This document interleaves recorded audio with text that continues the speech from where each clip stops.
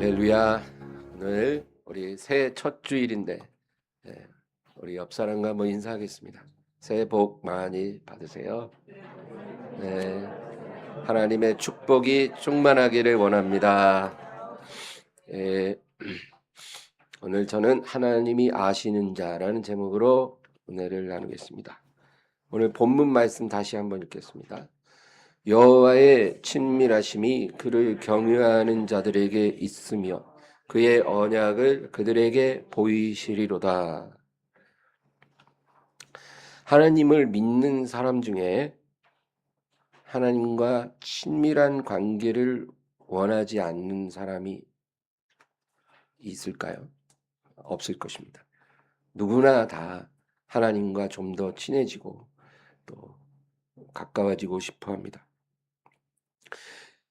그런데 우리가 하나님과 친해지고 싶다고 해서 친해질 수 있는 것은 아니라는 거죠. 예. 우리가 대통령과 친하고 싶다고 해서 친해질 수 있습니까? 그렇지 못하잖아요. 예. 성경을 보면 하나님의 미워함을 받는 사람들도 있었습니다. 하나님이 미워하는 사람이 있어요. 또 반대로 하나님이 특별히 사랑하시고 인정하시는 사람들이 있었습니다. 그것은 그 사람이 다른 사람들보다 하나님과 친밀했다는 거죠. 하나님이 인정하는 사람입니다. 그래서 이것을 내가 그를 안다. 이렇게 하나님이 말씀하십니다. 하나님이 아시는 거예요. 그 사람을. 하나님은 전지전능하신 하나님입니다. 그래서 모르시는 것이 없고 능치 못함이 없죠. 예수님은 뭐라 그러셨어요? 너희의 머리털까지도 세신 바 되었다. 저는 정말 놀라운 말씀이라는 생각이 들어요. 우리의 모든 것 안다 그러면 뭐 막연하잖아요. 네, 머리털까지 세신 바 되었다. 하나님은 과장하지 않으시거든요. 하나님은 과장이 필요가 없으세요. 하나님은 오히려 그 무슨 말로도 하나님을 온전히 할 수가 없는 분이에요. 그러니까 하나님이 머리털까지 세셨다면 그 이상이에요. 여러분, 우리 머리털 수를 누가 압니까? 내 머리털 수 내가 압니까? 모를 수밖에 없어요. 왜냐하면 매일 다르거든요. 머리 한번 감을 때마다 몇 개씩 빠지는데 그걸 어떻게 우리가 압니까? 근데 하나님은 오늘 아침에 내 머리털 수가 몇 개고 저녁에 몇 개고 다음날 아침에 몇 개인지 실시간으로 알고 계신다는 거예요. 엄청난 거예요. 그런데 오늘 우리가 나누는 하나님이 그 사람을 안다라고 하는 의미는 그런 의미는 아니에요. 하나님이 어떤 사람의 믿음을 인정하실 때 그 사람을 안다라고 하십니다. 그래서 그를 특별히 가까이 하시고 그에게 영광을 나타내 주시겠다. 그런 것입니다. 우리가 어떤 사람과 친밀한 관계를 이루려면 어떻게 해야 할까요? 쌍방간에 서로 인정을 해야 하는 겁니다. 우리가 누군가가 절친이다 하면 내가 어떤 사람을 절친이라고 여기는 것 같이 그 사람도 나를 절친이라고 여겨줘야만 그게 성립이 되는 거예요. 나는 그렇게 생각하는데 상대방은 그렇게 생각 안 한다면 그것은 의미가 없다는 거예요. 예. 그래서 하나님도 우리를 그렇게 여겨주셔야 하는 겁니다. 내가 아무리 하나님과 친하다, 내가 하나님을 잘 안다, 내가 다른 사람보다 주님을 더 사랑합니다. 내가 아무리 그렇게 말을 해도 주님이 그거를 인정해 주시고 또 우리를 그렇게 특별하게 여겨 주실 때 그것이 의미가 있다는 거예요. 그래서 예수님이 그런 말씀했어요. 어떤 사람들이 마지막 날에 주여 주여 우리가 주의 이름으로 선지자 노릇하고 주의 이름으로 귀신을 쫓아내고 주의 이름으로 많은 능력을 행하지 아니하였습니까? 이렇게 말한다는 거예요. 근데 주님은 뭐라 그래요? 나는 너희가 누구인지 알지 못하노라. 야, 이런 일이 일어난다는 거예요. 마지막 날. 내가 주의 이름으로 일평생 얼마나 많은 사역을 했습니까? 그런데 주님은 우리를 모르신다는 거예요. 그런 일은 일어나서는 안 되겠죠. 이 세상에서 내가 주님을 잘 알고 주님과 아주 친하다고 그렇게 자신하는 많은 사람들이 그날에 이런 말을 듣게 될 것입니다. 내가 너를 알지 못한다. 그래서 오늘 본문 말씀이 중요해요. 여호와의 친밀하심이 그를 경외하는 자들에게 있으리라. 그의 언약을 그들에게 보이시리로다. 그러니까 하나님의 친밀하심이라는 것은 하나님이 어떤 사람을 안다라고 인정해 주는 거예요. 그게 누구에게 허락돼요? 원한다고 허락되는 게 아니고 그를 경외하는 자들에게 허락될 것이다. 하나님을 진정으로 경외하는 사람을 하나님이 내가 저 사람을 안다. 내가 그와 친하다. 그렇게 인정해 주시고 그의 언약을 보이신다는 것은 그의 영광을 그에게 나타내 주신다. 그를 통해 모든 사람에게 나타내실 것이다. 그런 뜻입니다. 주를 경외한다는 것은 다른 말로 하면 주를 시인하는 것과 같아요. 그런 뜻이에요. 주를 시인하는. 우리 마태복음 10장 32, 33절. 누구든지 사람 앞에서 나를 시인하면 나도 하늘에 계신 내 아버지 앞에서 그를 시인할 것이요. 누구든지 사람 앞에서 나를 부인하면 나도 하늘에 계신 내 아버지 앞에서 그를 부인하리라. 사람 앞에서 나를 시인하면 그가 나도 아버지 앞에서 그를 시인하고 그가 사람들 앞에서 나를 부인하면 나도 내 아버지 앞에서 그를 부인하리라. 또 비슷한 말인지 조금 다른 말씀이 누가복음 12장 8절 9절에 있어요. 내가 또한 너희에게 말하노니 누구든지 사람 앞에서 나를 시인하면 인자도 하나님의 사자들 앞에서 그를 시인할 것이요 사람 앞에서 나를 부인하는 자는 하나님의 사자들 앞에서 부인을 당하리라. 같은 의미지만 아까 마태복음에서는 아버지 앞에서 내 아버지 앞에서 저를 시인하리라. 그런데 여기서는 하나님의 사자들, 천사들 앞에서 그를 시인하리라. 네, 그렇게 말씀합니다. 그러니까 결론은 그거예요. 그가 나를 시인하면 나도 시인할 것이고 그가 나를 부인하면 나도 그를 부인한다는 겁니다. 그럼 주님을 우리가 시인한다고 하면 우리는 그를 우리 입술로 고백하는 걸로 생각을 해요. 그래서 내가 주여 주여 내가 믿나이다 믿나이다 이렇게 말하고 신앙 고백 사도신경 외우고 이러면 내가 주님을 시인한다라고 우리가 생각을 하죠. 그런 의미가 아니에요. 입술로 시인하는 것을 의미하면 얼마나 좋겠어요. 구원받기가 참 쉬워요. 뭐 입술로 말하는 거 뭐 돈 드는 것도 아니잖아요. 디도서 1장 16절. 그들이 하나님을 시인하나 행위로는 부인하니 가증한 자요 복종하지 아니하는 자요 모든 선한 일을 버리는 자니라. 그러니까 이런 경우가 있다는 거예요.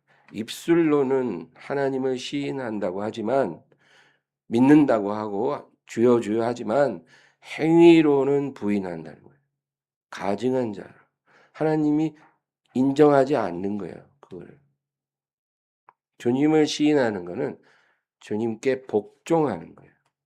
순종하는 거예요. 하나님의 뜻을 행하는 거예요. 하나님의 뜻을 알고 거기서 끝나는 게 아니라 행하는 거예요. 말이 아니라 행위요. 하나님을 인정하고 의지하고 영광스럽게 하는 거예요. 이런 사람이 주님을 시인하는 자요. 주님도 그를 아버지 앞에서 천사들 앞에서 시인할 것이고 행위로, 삶으로 주님을 부인하는 자는 주님도 그를 부인할 것이다. 마태복음 7장 21절. 나더러 주여 주여 하는 자마다 다 천국에 들어갈 것이 아니요 다만 하늘에 계신 내 아버지의 뜻대로 행하는 자라야 들어가리라. 그런데 여러분, 우리가 이렇게 지속적으로 일관되게 주님을 시인한다는 게 쉬울까요? 쉽지가 않다는 거예요. 그러고 싶은데 그렇게 잘 안 돼요. 왜 그럴까요? 시험이 있기 때문입니다. 반드시 시험이 오는 거예요. 그래서 우리가 그 시험을 통과하지 못함으로 주님을 시인하지 못한다는 거예요. 어떤 시험이냐면 주님을 부인하게 만드는 시험이 오는 거예요. 그래서 우리가 시인하고 싶은데 부인하는 거예요. 시험에 당해서. 마태복음 26장 33, 34. 베드로가 대답하여 이르되 모두 주를 버릴지라도 나는 결코 버리지 않겠나이다. 예수께서 이르시되 내가 진실로 내게 이르노니 오늘 밤 닭 울기 전에 네가 3번 나를 부인하리라. 이 베드로는 거짓말하는 게 아니거든요. 정말 이 다른 제자들 같이 있는데 자기의 충성심, 자기의 믿음을 주님께 인정받고 싶은 거예요.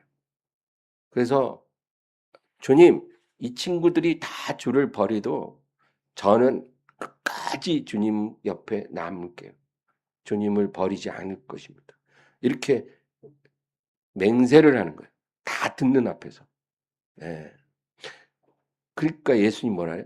내가 진실로 말하는데 오늘 밤 닭 울기 전에 네가 나를 3번 부인하리라. 야, 그러니까 여러분, 주님 뭐라 그래요? 시험이 올 거라는 거예요. 오늘 밤 시험이 오는데 너는 넘어질 것이다. 그래, 한 번도 아니고 2번도 아니고 3번 나를 부인하게 되리라. 아무리 위대한 믿음의 사람도 여러분 태어날 때부터 믿음 가지고 태어나는 건 아니거든요. 처음에는 참 연약하게 시작을 해요. 그러다가 수많은 시험을 통해서 연단받고 깨어지고 그리고 믿음의 사람이 되는 거예요.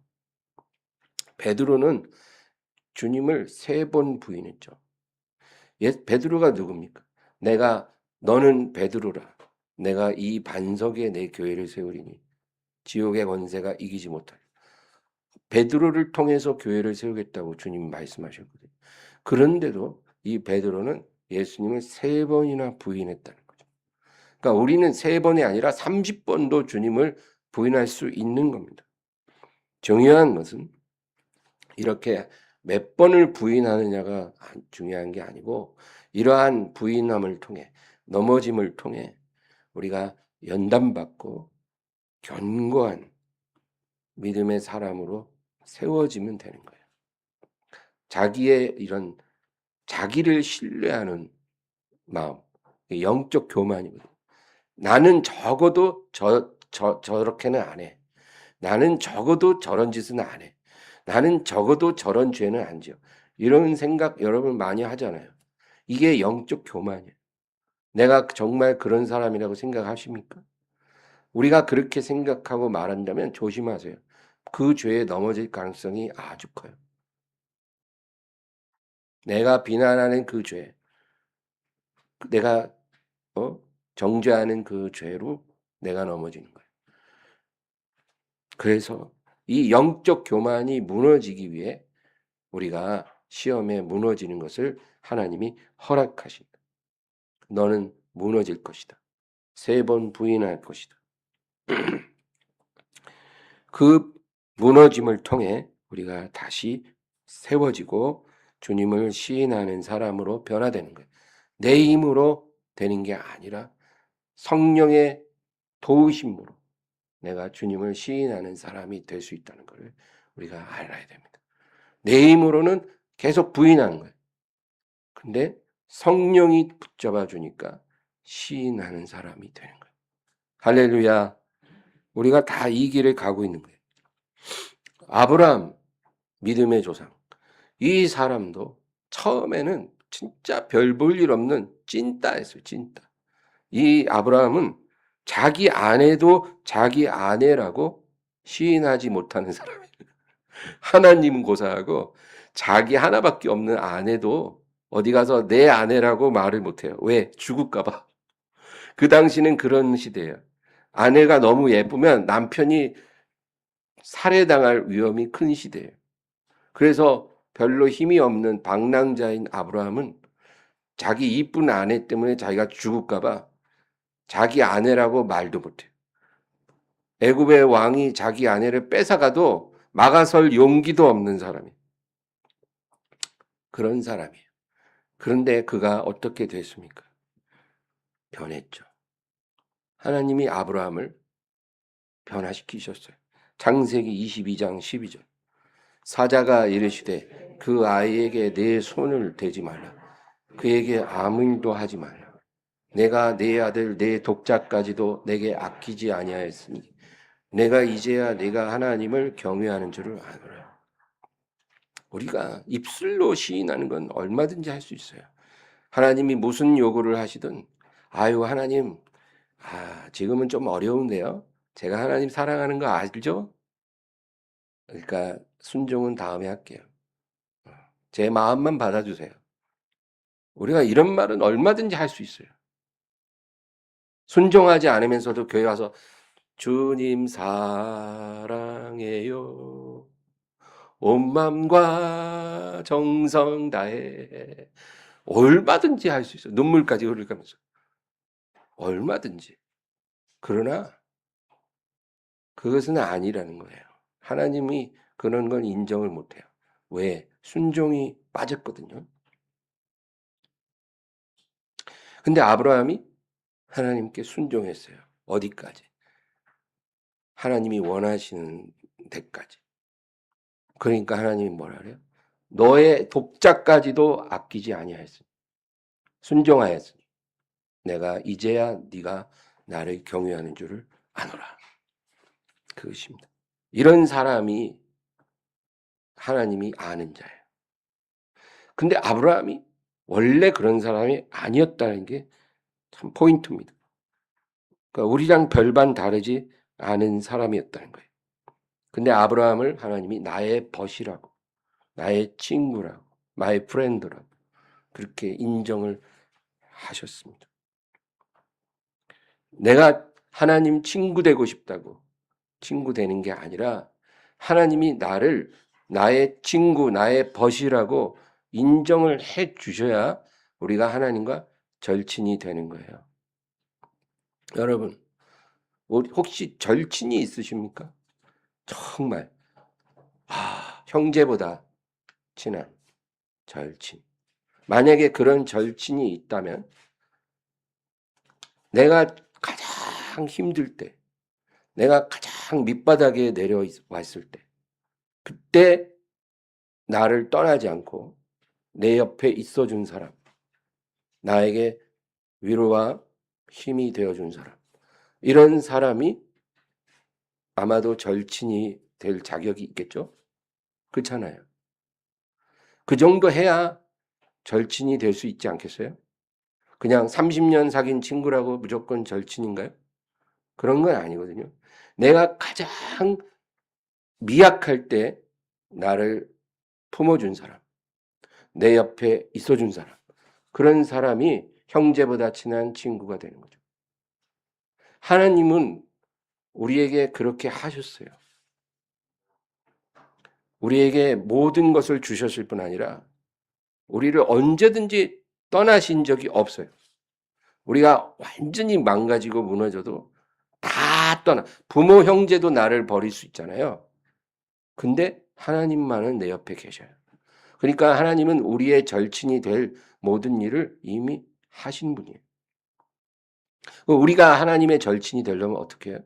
우리도 거기에 걸맞게 하나님께 경외함으로 충성스러움으로 우리의 믿음을 시인하고 입증해야죠. 그러면 하나님과 벗이 되는 거예요.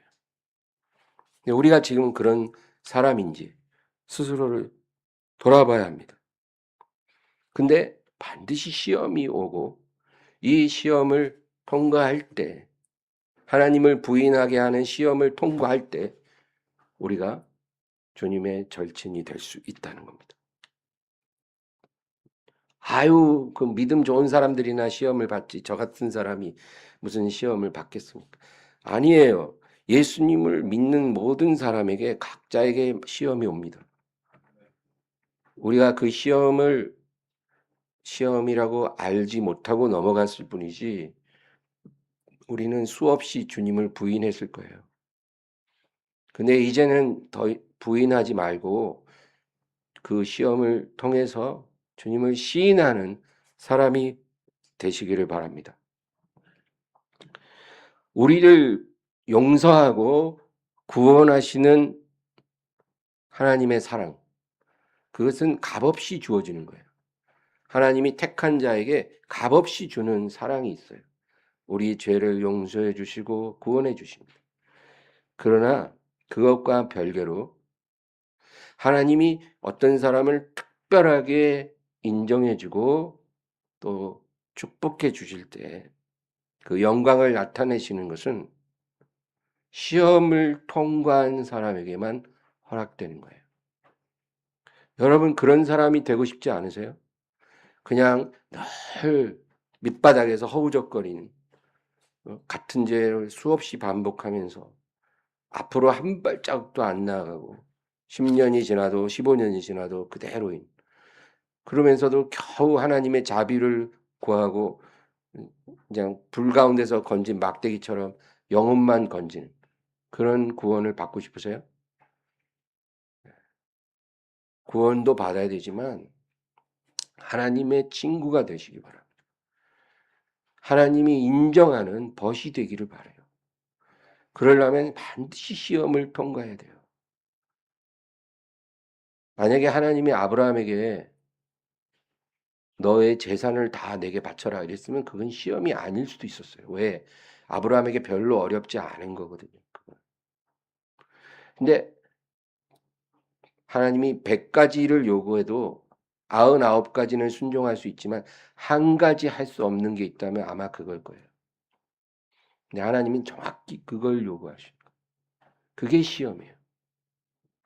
근데 감당할 만한 시험에는 당한 것이 없게 하시거든요. 실패 확률 100%? 물론 그런 시험도 주실 수는 있어요. 일부러 깨뜨리려고. 그러나 하나님은 이길 수 있는 시험을 주셔요. 그러니까 그 시험을 통해서 우리가 하나님의 벗으로 인정받는 거예요. 이런 소망을 올해 갖기를 바랍니다. 예, 올해는 하나님 5억만 벌게 해주세요. 이런 소망 말고 올해는 하나님의 친구가 되는 그런 사람, 시험을 통과하는 사람, 그런 사람이 되고 싶어요. 그래서 하나님의 친밀하심을 보이시고 하나님의 언약을 나타내 주신, 하나님의 영광을 내게 보여주시는 그런 영광스러운 한 해가 되기를 원해요. 정말 이런 기도를 간절히 드리시기를 주의 이름으로 축원합니다. 사드락과 메삭과 아벳느고 이 세 사람, 느부갓네살 왕이 만드는 신상 앞에 절하기를 거부했거든요. 이게 쉬운 일은 아니잖아요. 왜? 거부하면 즉시로 풀무불에 던져지게 돼 있어요. 그래서 이 세 사람 던져졌어요. 그런데 보니 그 불에 세 사람을 던졌는데 불 속에 한 사람이 더 있더라는 거예요. 그 한 사람은 신의 형상과 같았다. 다니엘 3장 23에서 25. 이 세 사람 사드락과 메삭과 아벳느고는 결박된 채 맹렬히 타는 불 가운데 떨어졌더라. 그때 느부갓네살 왕이 놀라 급히 일어나서 모사들에게 물어 이르되 우리가 결박하여 불 가운데 던진 자는 세 사람이 아니었느냐 하니 그들이 왕에게 대답하여 이르되 왕이여 옳소이다 하더라. 왕이 또 말하여 이르되 내가 보니 결박되지 아니한 네 사람이 불 가운데로 지나는 성하지도 아니하였고 그 넷째 모양은 신들의 아들과 같도다 하고, 분명히 셋을 던졌는데 신의 형상을 가진 한 사람이 더 있더라는 거. 누구예요? 천사예요. 하나님이 그들을 보호하라고 보낸 천사가 그들과 함께 있는 거예요. 예. 여러분, 이게 바로 하나님의 언약을 나타내 보인다는 뜻이에요. 하나님의 영광을 드러내시는 거예요. 왜? 그들이 시험을 통과했기 때문에 하나님의 친밀함, 하나님의 영광을 나타내 주신 거예요. 이런 일이 우리의 삶에도 일어나야 하지 않겠습니까? 여러분, 우리가 일평생 하나님 섬기고 교회 다니는데 이런 일을 한 번 없이 신앙생활 하고 싶으세요? 그러면 시험을 이기십시오. 이길 수 있는 믿음을 주십니다.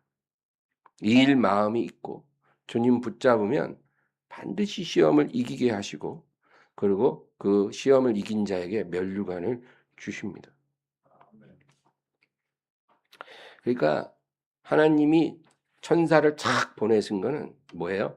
내 친구들 건들지 마 이거예요. 예.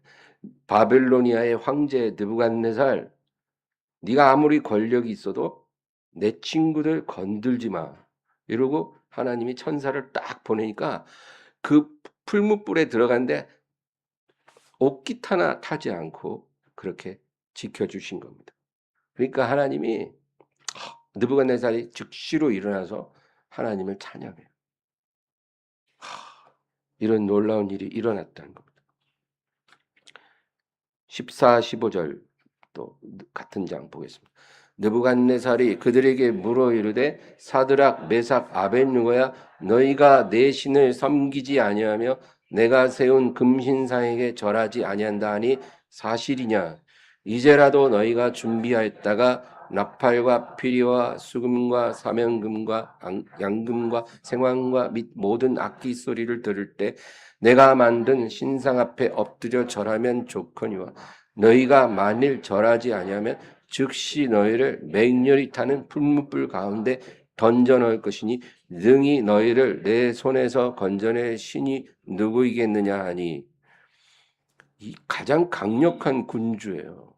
느부갓네살은 역사에도 아주 큰 비중을 차지하는 사람이거든요. 예.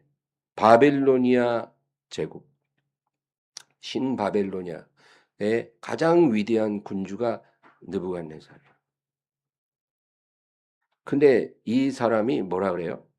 내가 너희를 풀무불에게 던질 건데 능히 너희를 내 손에서 건져낼 신이 있겠느냐? 지금 신에게 도전한, 이 사람이 생각하는 신은 하나님이 아닐 거예요. 하나님이 그 말을 듣고 계시잖아요. 근데 이 세 사람이 그 시험을 통과했어요. 그래서 하나님이 친밀함을 보여주신 거예요. 모세라는 사람도 태어나자마자 그는 애굽의 왕자로 입양이 되었어요. 대단한 거예요. 우리나라도 입양 많이 갔잖아요. 근데 고아들이에요, 다. 가난한 집에서 태어난 고아 아기들이 미국이나 캐나다나 이런 데로 입양 많이 갔는데, 갔더니 억만장자의 집안에 입양이 될 수도 있잖아요. 그죠? 완전히 우리나라에서 완전 가난한 집안의 아기로 버려진 아이가 미국의 억만장자에게 입양이 될 수 있듯이 그런 케이스예요. 그러니까 모세는 자기 동족이 아무리 극한 가난 속에 고통당해도 그거 그냥 모른 척하고 억만장자의 집안에서 그냥 잘 살 수 있는 그런 운명이에요. 그런다고 누가 뭐라 해요? 입양돼서 이렇게 좋은 신분이 됐는데 그냥 거기 만족하고 산다고 누가 비난하겠어요?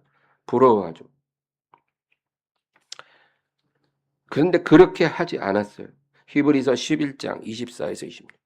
믿음으로 모세는 장성하여 바로의 공주의 아들이라 칭함받기를 거절하고 도리어 하나님의 백성과 함께 고난받기를 잠시 죄악의 낙을 누리는 것보다 더 좋아하고 그리스도를 위하여 받는 수모를 애굽의 모든 보화보다 더 큰 재물로 여겼으니 이는 상 주심을 바라봅니다. 지금 당장 자기 눈앞에 보장된 것이 엄청나요. 지금 손만 뻗으면 가질 수 있는 행복, 안락함, 그런 것들이 있는데 그거 다 포기했다는 거예요.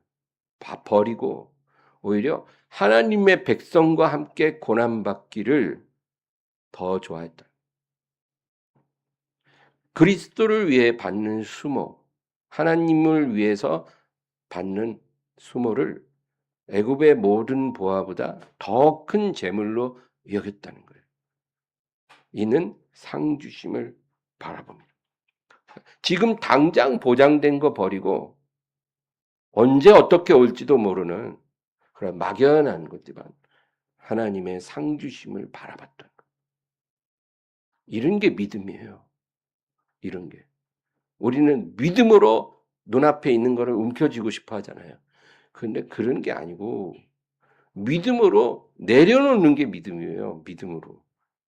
뭘 달라 이게 아니라 믿음으로 내려놓는 거예요. 왜? 하나님의 상 주심을 바라보기 때문에. 아까 대표기도 하실 때 우리 강 집사님 정함이 없는 재물에 마음을 두지 않는다 그런 표현했잖아요. 말씀 그런 거예요. 정함이 없는 재물 눈앞에 있어도 포기하는 거예요. 왜? 상 주심을 바라보기 때문에. 나는 하나님이 주시는 거 받을래. 지금 당장 가난해도 괜찮아. 하나님이 주시는 걸 나는 받고 싶어. 이게 믿음이에요, 이게. 그래서 모세는 모든 것을 잃었어요. 모든 것을 잃어버렸어요. 그런데 하나님은 40년이 지나서 모세를 찾아오세요. 그리고 내가 너를 통해 내 친밀함과 내 영광을 나타내려고 한다. 그런 말씀하세요. 40년이 엄청난 세월이잖아요. 모세는 자기가 40년 전에 하나님의 시험을 통과했는지도 모르고 있어요. 그런 사실도 까맣게 잊고 살았어요. 그냥 양이나 치고 살다 죽을 거라고 생각하고 있는 거예요. 근데 하나님은 40년 동안 그것을 잊지 않고 있어요. 모세가 통과한 그 시험을 하나님은 잊어버리지 않았어요. 그리고 하나님의 시간에 찾아오셔서 내가 너를 통해 너는 시험을 통과한 자니까 내가 너를 통해 내 백성을 구원하려고 한다. 여러분, 믿음의 씨앗은 절대로 헛되이 사라지지 않습니다. 우리가 믿음으로 뿌린 씨앗이 있을 거 아니에요. 그거 사라지지 않아요. 절대로. 영적인 농사는 실패하는 법이 없어요. 믿음으로 뿌린 씨앗은 반드시 풍성한 결실로 돌아와요. 그때가 언제인지 모를 뿐이에요. 반드시 와요. 그러니까 믿음으로 계속 뿌리세요. 눈물로 씨를 뿌리세요. 반드시 기쁨으로 거둬져요. 그게 하나님의 약속이거든요. 씨를 뿌려야 돼요. 내가 원하는 언제까지 주세요. 이런 거는 우리가 구할 필요가 없어요. 하나님이 주실 걸 믿고 기다리면 돼요.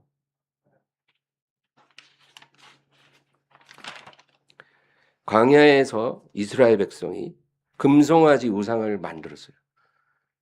그리고 그 앞에 막 경배하고 뛰놀았어요. 하나님이 엄청 진노했어요. 그래서 모세에게 내가 이 백성과 함께 올라가지 않겠다. 내가 이 백성과 함께 가지 않겠다. 내가 너희와 함께 하다가 내 화가 나서 너희를 다 죽여버릴지 몰라. 그래서 나는 너희와 함께 안 갈 거야. 이렇게 하나님이 화가 많이 났어요. 그러니까 모세가 하나님을 자꾸 설득해요. 하나님 그러지 마세요. 하나님이 우리를 외면하시면 우리가 어디로 가겠습니까? 그래도 하나님 도와주세요. 이렇게 부탁한 거예요. 출애굽기 33장 15에서 17.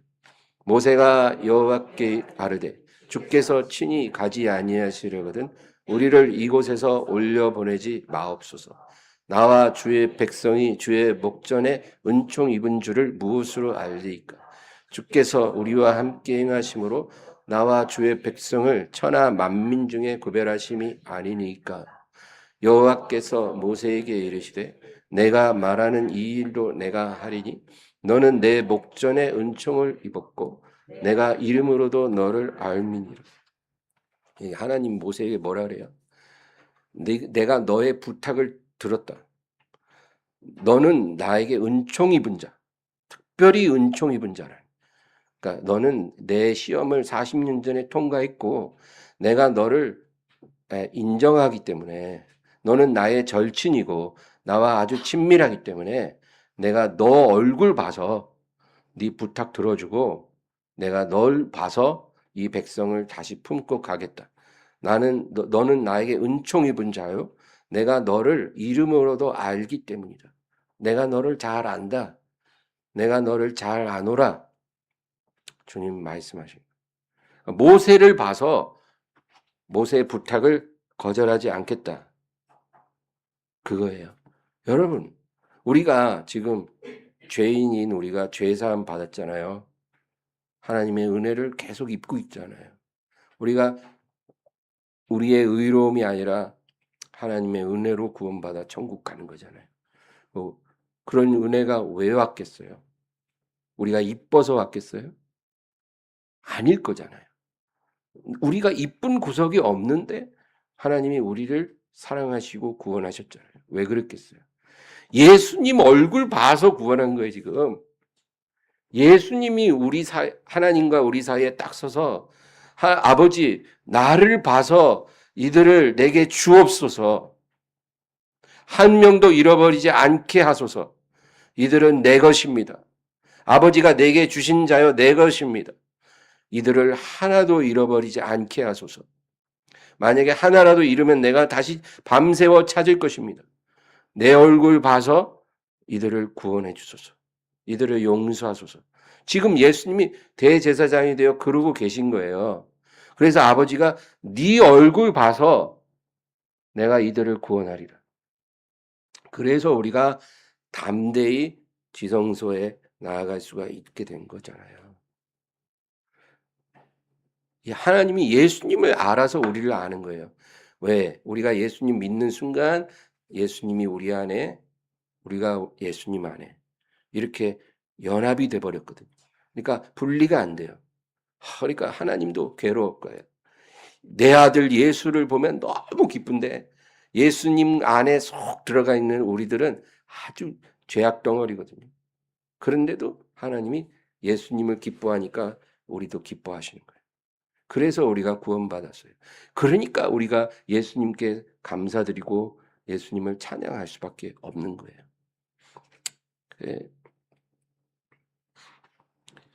그럼 구약 성경은 신약의 거울이잖아요. 모형. 그래서 하나님이 모세 얼굴 봐서 내가 이스라엘을 구원하리라. 그렇게 말씀하신다. 성경에 그러니까 여러분 하나님의 인정을 받은 하나님이 내가 너를 안다라고 인정하시는 사람 하나만 있으면 그 사람 때문에 다 구원받아요. 한 가정에 모두가 다 인정받지 않아도 돼요. 한 사람만 하나님께 인정받을 믿음이 있으면 그 사람 얼굴 봐서 그 남편, 그 아내, 그 부모, 형제, 자식 하나님이 다 은혜를 베풀어 주시는 거예요. 이런 원리예요. 그러니까 우리 엠마오 교회가 잘 되려면 제가 열심히 해야 돼요. 제가 잘해야 여러분도 복을 받는 거예요. 저를 위해 기도 많이 해주시기 바랍니다. 성경에 가브리엘 천사의 방문을 받은 자가 세 사람이 나와요. 다니엘이 있고요. 세례 요한의 아버지 사가랴가 있고요. 또 동정녀 마리아가 있죠. 이 가브리엘 천사는 천사 중에 천사예요. 하나님이 아무 때나 보내지 않아요. 근데 가브리엘의 방문을 받은 이 세 사람 중에 다니엘이 있어요. 다니엘 10장 11절. 내게 이르되 큰 은총을 받은 사람 다니엘아 내가 내게 이르는 말을 깨닫고 일어서라. 내가 내게 보내심을 받았느니라 하더라. 그가 내게 이 말을 한 후에 내가 떨며 일어서니 가브리엘이 다니엘에게 큰 은총을 받은 사람아 이렇게 말해요. 그러니까 아무한테나 이런 식으로 말 안 하거든요. 근데 큰 은총을 받았다는 거예요. 너는 하나님 앞에 특별한 사람이라는 거예요. 19절 또 보겠습니다. 이르되 큰 은총을 받은 사람이여 두려워하지 말라. 평안하라. 강건하라. 강건하라. 그가 이같이 내게 말하되 내가 곧 힘이 나서 이르되 내 주께서 나를 강건하게 하셨사오니 말씀하옵소서. 참 다니엘은 특별한 사람이라는 거예요. 하나님 앞에. 근데 우리도 이런 사람이 되고 싶잖아요. 누가 원치 않겠어요. 근데 왜 하나님이 다니엘을 이렇게 인정하냐면 시험을 통과했기 때문이에요. 다니엘이 어떤 시험을 통과했습니까? 모든 것을 다 가졌다가 하나님이 원하실 때 모든 것을 다 내려놓은 사람이에요. 네, 여러분 잃을 게 없는 사람도 있지만 잃을 게 많은 사람이 있잖아요. 잃을 게 많은 사람은 내려놓기가 더 힘들잖아요. 그렇죠? 그 부자 청년이 주님을 못 따른 이유가 뭐겠어요? 모든 것을 버리고 나를 따르라 했는데 못 따라가요. 버릴 수가 없거든요. 그러니까 베드로가 옆에 있다가 주여 우리는 배와 그물을 버리고 주님을 따랐나이다. 베드로는 참 재밌는 사람이에요. 배와 그물밖에 없거든요. 그거 다 팔아봐야 500만 원밖에 안 해요. 그거 버리고 잘 따왔다고 지금 인정해달라 이거죠. 그러니까 버릴 게 많으면 힘들어요. 다니엘은 버릴 게 너무 많은 사람이었어. 왜? 페르시아 제국의 총리. 황제 밑에 총리가 셋인데 그 중에 넘버 원이었어요. 그러니까 얼마나 정적이 많아요. 그래서 다니엘을 잡으려고 계략을 꾸며서 한 달 동안 어느 신에게라도 경배를 하면 사자에게 던져놓는 그런 조서를 발표한 거예요. 자기를 잡기 위한 거는 걸 알면서도 창문 열고 하루 3번 경배를 드렸어요. 이건 뭐예요? 죽겠다 이거예요. 내가 총리고 뭐고 내가 이제까지 쌓아올린 거 다 소용없어. 이건 하나님의 시험이야. 내가 하나님의 이 시험을 통해 나를 시인하는지 나를 부인하는지 알고 싶어 하시는 거야. 그거 다니엘은 금방 깨달았거든요. 영적인 사람이라. 그래서 창문 열고 경배한 거예요. 예. 얼마든지 한 달간 입 딱 씻고 예배 안 드리고 숨어 있다가 한 달 지나서 하면 되잖아요. 그죠? 우리 같으면 그럴 거 아니에요. 한 달만 안 하면 돼요. 예배 그까짓 거 폭풍 후 지나갈 동안 한 달만 숨어 있으면 돼요. 그리고는 주님 앞에 주님 사랑해요. 온 마음과 정성 다해 얼마든지 하면 돼요. 근데 그렇게 안 했거든요. 그래서 시험을 통과한 자예요. 그러니까 가브리엘이 와서 은총을 크게 받은 자라. 그렇게 인정을 했다는 거예요. 이게 다니엘이 통과한 시험은 아브라함이 통과한 시험과 같은 시험이었어요. 마지막으로 한 사람만 더 얘기하고 욥입니다. 욥은 무지막지한 시련이 와서 무너진 사람이에요. 하나님이 그를 무너뜨리셨어요. 그래서 그를 위로하러 온 세 친구, 경건한 세 친구가 뭐라 그러냐면 까닭 없는 고난이 있냐? 그러는 거예요. 그러면서 너의 죄가 너를 이렇게 만든 거 아니겠니? 여러분 까닭 없는 고난이 없다. 이 말은 맞는 말이에요. 우연한 건 없죠. 근데 이 세 친구가 생각하는 그 까닭으로 욥이 고난받는 게 아니라는 거예요. 욥은 너무 원통하고 억울하지만 그 시간을 견딜 수밖에 없었어요. 욥기 6장 14절. 낙심한 자가 비록 전능자를 경외하기를 저버릴지라도 그의 친구들로부터 동정을 받느니라. 욥은 자기가 전능자 경외하기를 패했다. 포기했다. 그렇게 말해요. 그러니까 내가 지금 완전히 무너져서 난 예배도 드릴 수 없고 기도도 할 수 없고 하나님께 감사 찬양할 수 없어. 내가 하나님 경외하기를 나는 패했어. 내가 그렇게 무너져도 너희들은 나를 위로해야 되지 않을까? 그렇게 이제 얘기를 하는 거예요. 그러니까 욥이 자기 입으로 내가 하나님 경외하기를 중단했다는 거예요. 근데 하나님은 욥을 책망하시지 않았어요. 욥이 어떤 상태인지 어떻게 될 것인지 아시기 때문이에요. 그러나 나중에 하나님이 폭풍우 가운데 찾아오셔서 뭐라고 하시냐면 네가 경외하기를 패한 것은 아무 문제가 없지만 네가 억울하다고 자꾸 그렇게 항변하는 것은 잘못됐다는 거죠. 네가 억울하다고 말한다면 하나님의 공의를 의심하는 것 아니냐. 그리고 욥을 책망하셔요. 욥기 38장 2절. 무지한 말로 생각을 어둡게 하는 자가 누구냐. 너의 말이 무지하다는 겁니다. 너의 생각이 어두워졌어. 네가 억울하다고 할 때 나의 공의를 너는 부인하는 거야.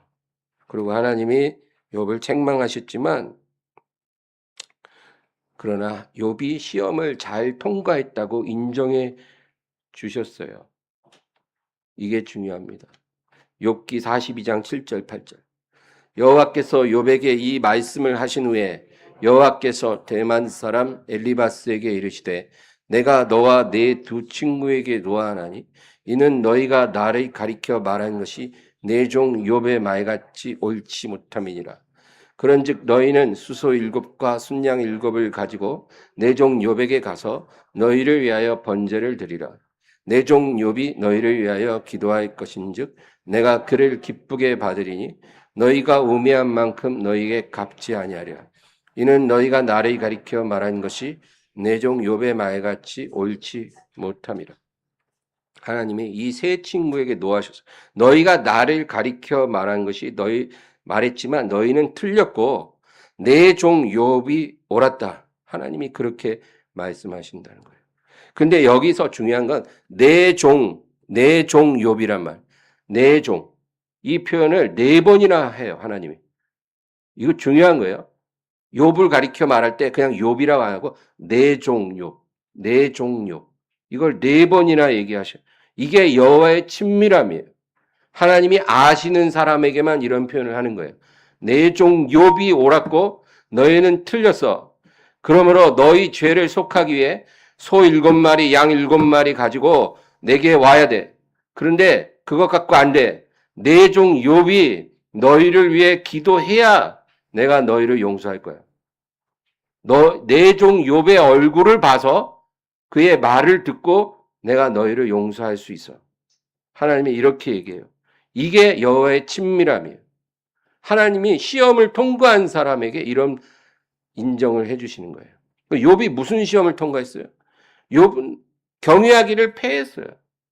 그런데 하나님은 욥이 시험을 통과했다고 인정해 주시는 거예요. 하나님이 주신 시험을 잘 이겨냈다. 100점 만점을 받아야 시험을 통과하는 게 아니에요. 하나님이 합격이라고 하시면 통과한 겁니다. 예, 욥이 통과했다는 거예요. 그 시험을 통과한 사람에게 주시는 열매는 그 보상은 크고 달콤한 것입니다. 야고보서 5장 11절. 보라 인내하는 자를 우리가 복되다 하나니 너희가 욥의 인내를 들었고 주께서 주신 결말을 보았거니와 주는 가장 자비하시고 긍휼히 여기시는 이시라. 욥기 보면 뭐 욥에게 하나님이 갑절로 재산도 더해 주시고 뭐 10명의 자녀 다시 또 주시고 아마 이혼한 옛 부인이 아니라 새 부인한테 얻은 자녀일 것 같아요. 10명 주시고 세 딸을 주신데 그 딸들이 너무 이뻐서 뭐 진짜 뭐 어쩌고 뭐 이런 엄청난 축복 얘기가 나와요. 그러나 그거보다도 더 진짜 제일 큰 축복은 하나님이 욥을 내 종이라고 인정해 주시는 거예요. 내 사람, 나의 벗, 내가 인정하는 사람, 욥이다. 내 사람, 내 친구 욥이 너희를 축복하면 내가 축복할 거고 내 친구 욥이 너희를 위해 기도하면 내가 너희를 용서할 거야. 여러분, 욥은 예수님을 상징하는 거예요. 그래서 예수님이 뭐라 그랬어요? 나를 믿는 너희가 매면 하늘에서도 매일 것이고 너희가 풀면 하늘에서도 풀리리라. 너희가 정말 나를 사랑해서 나와 동행하고 연합하면 내가 하나님이 나를 통해 너희를 축복하시고 너희를 통해 모든 사람에게 복을 내릴 것이야. 얼마나 감사합니까? 오늘 말씀 다 여러분 기억하시고 하나님이 허락하신 시험을 나는 잘 인내하고 있는가? 정말 주를 부인하는 그런 시험, 주를 부인하게 하는 그 시험을 나는 잘 통과하고 있는가? 스스로에게 물어보시기 바랍니다. 우리가 이 시험을 통과하면 당장은 많은 것을 잃어버릴 수 있는 거예요. 시험 통과하는 게 쉬운 게 아니에요. 당장 많은 것을 손해봐요. 많은 걸 잃어야 돼요. 그럼에도 상주심을 바라보고 전진하는 것, 인내하는 거예요. 그것이 시험을 통과하는 자의 모습이에요. 우리가 그렇게 살고 있다면 우리는 지금 아브라함이나 모세나 욥이나 다니엘이나 새 친구들이 가는 그 길을 우리도 가고 있다는 거예요. 여러분 그 길로 가시기를 바랍니다. 만약에 내가 지금 그 시험이 올 때마다 나는 족족 무너지고 실패하고 있다면 그래도 낙심하지는 마세요. 베드로도 그랬으니까. 베드로처럼 심히 통곡하고 주님께 자비를 구하세요.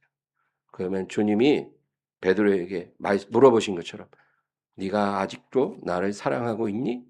그렇게 물어보시는 거예요. 그럼 네, 제가 주님 사랑합니다. 우리가 이렇게 고백할 수 있다면 우리가 30번을 부인을 해도 주님이 다시 일어서서 주님을 따를 수 있도록 은혜를 베풀어 주신다는 겁니다. 여러분, 새해에는 시험을 이겨서 주님의 친구로 인정받기를 주의 이름으로 축원합니다. 하나님 아버지 감사합니다. 영광 받아 주시고 오늘도 이 말씀이 우리 안에 임하여서 주님, 우리도 하나님의 벗이 되기 원하고 하나님이 인정하고 사랑하시는 그러한 내 종, 내 친구라 하시는 그런 사람 다 되게 도와주시옵소서. 시험이 올 때, 이제까지는 시험을 이기지 못했다면 주님을 위해 시험을 이길 수 있도록 도와주실 줄 믿습니다. 주여 많은 것을 잃어도 겁먹지 말고 시험을 이겨서 상 주시는 주님 바라보고 주님이 주시는 모든 크고 영광스러운 보상을 누리는 저희들이 다 되게 하옵소서.